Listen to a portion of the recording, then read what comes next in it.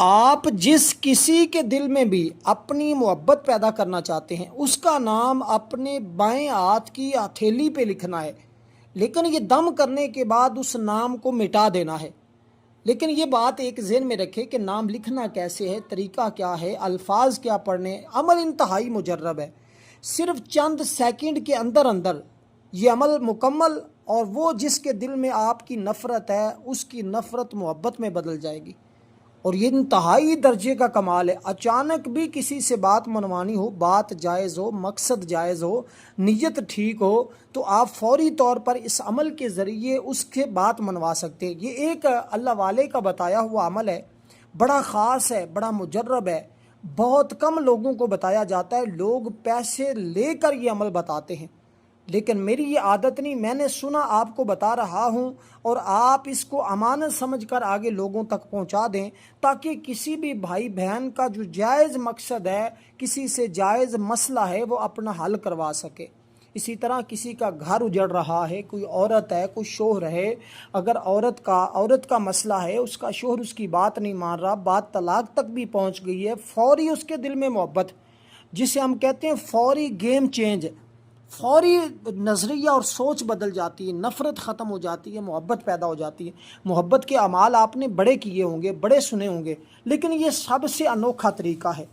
سب سے عجیب طریقہ ہے،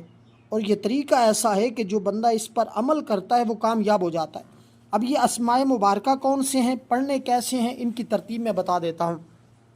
یہ الفاظ ایسے ہیں کہ جن کا ترجمہ کوئی بھی نہیں جانتا،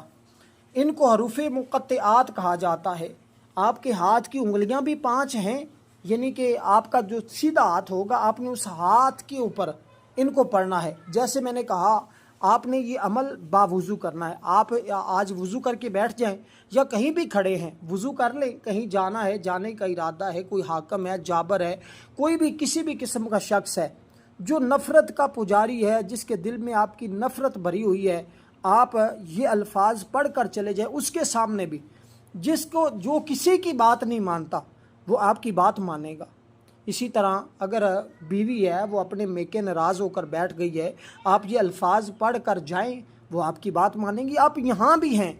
اور اثر اور تاثیر وہاں فوراً پہنچے گا، کیونکہ آپ نے اس کے نام کے اوپر دم کرنا ہے،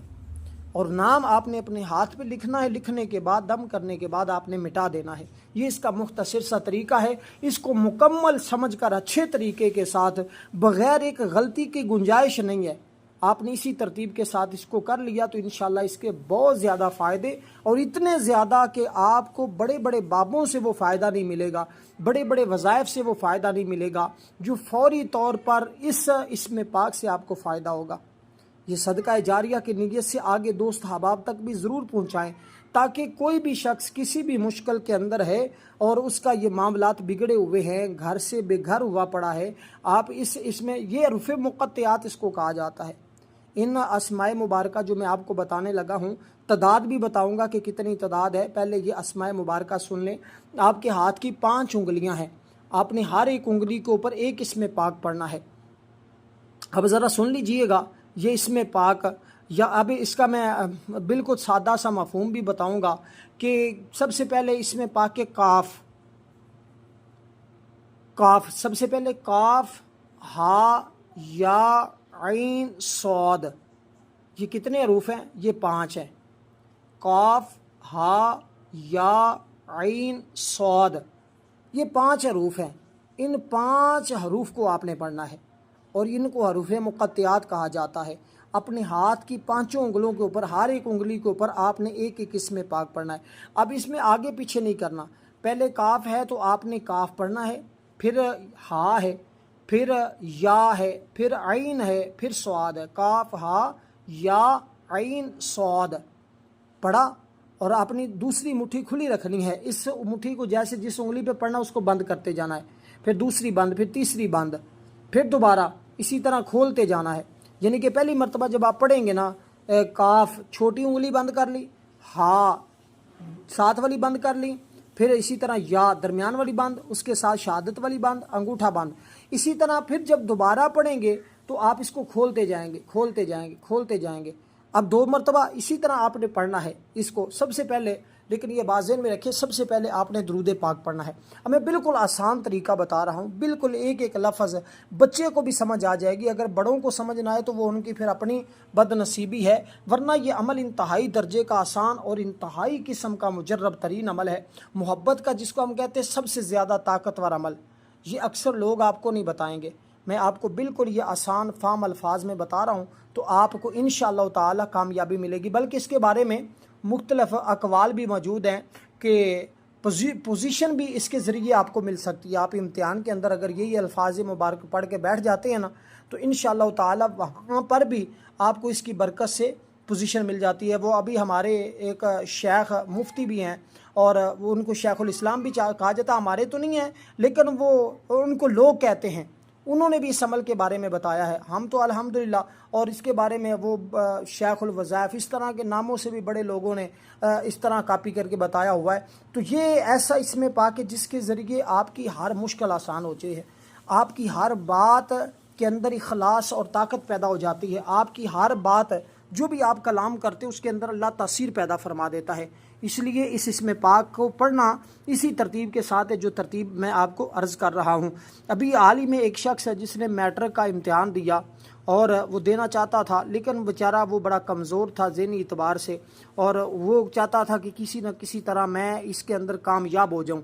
اب اس نے جب ان اسماء مبارکہ کو پڑھا اپنے ہاتھ کی 5 انگلیوں کے اوپر، اور پھر چھوٹی انگلی بڑی انگلی، جو طریقہ میں نے آپ کو بتایا ہے اسی کے مطابق اس نے پڑھا، الحمدللہ وہ اپنے امتحانات میں بھی کامیاب ہوا، اور بھی اس کو اس سے بہت زیادہ فائدے ہوئے، اور جس کے ساتھ وہ کلام کرتا، جس سے اس کوئی بات پوچھتا، وہ اس کو بتا دیتا۔ یعنی کہ یہ پڑھنے کے بعد آپ کسی سے اپنی جائز بات بنوائیں، وہ انشاءاللہ تعالی مان جاتا ہے، لیکن مقصد جائز ہو، یہ نہ ہو کہ آپ یہ عمل کرنے کے بعد اپنے شوہر سے طلاق مانگ کے بیٹھی ہوں،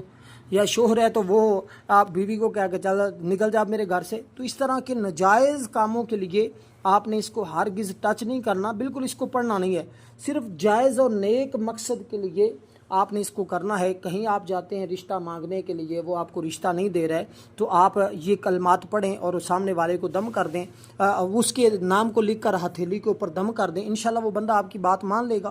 تو اس طرح کے جتنے بھی جائز مقصد ہوتے ہیں، جائز کام ہوتے ہیں، ان کے لیے یہ سب سے طاقتور ہے، اور اس کی کئی اسناد موجود ہیں اس حملے پاک کی، اور اس حملے پاک کو انشاءاللہ جب آپ کریں گے، اور ہماری ایک